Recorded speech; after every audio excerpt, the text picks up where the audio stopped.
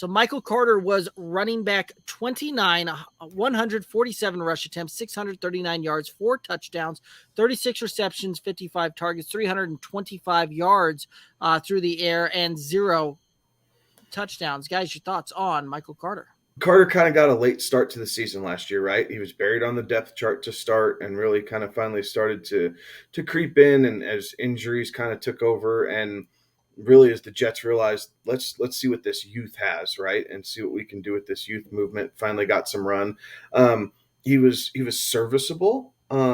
He showed a couple flashes here and there, but he didn't blow you away, right? He was a little slow to make a decision and get through the hole, which I think that's part of the reason they brought Breece Hall in, get more of a natural runner, whereas Carter is kind of more a natural pass catcher.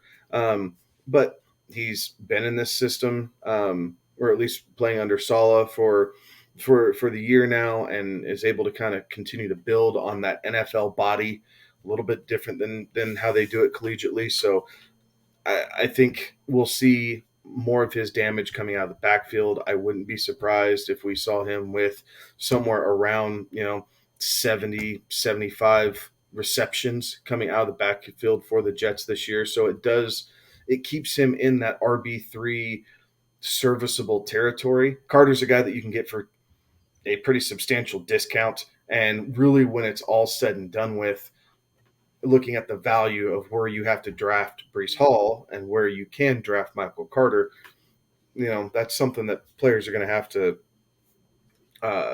keep an eye on, right? And you're going to have to weigh your options there, because a lot of times you'll find more value in the less expensive guy. And I do think this could be one of those situations by the time the season's done and over with. Is Michael Carter standalone or handcuff?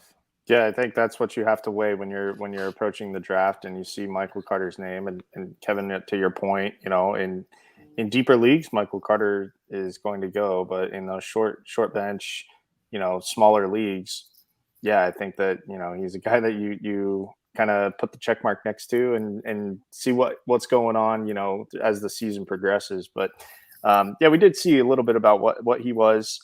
Keep in mind, this Jets offense last year was not the best. So it's hard to judge based on, last year, just the 1 year that we have. But I don't have any reason to see a sophomore slump or regression, especially given what this offense is going to look like, this year, the pieces that they have in place to kind of take some of the pressure off of the running back position. When we talk about some of these other guys, that'll be pretty predominant features of this Jets offense. He's not a guy that's built to be able to take 20 rush attempts, right? Like even last year with them being down, running backs being down, and that the most carries he saw in a game was 16. And, for the most part, a lot of the rest of them, he didn't even get to 10 touches on the ground there. So I don't see that changing at all.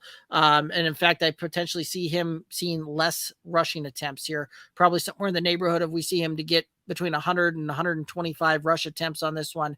But to Kevin's point, he's probably going to see 50, 60 plus receptions when it's all said and done.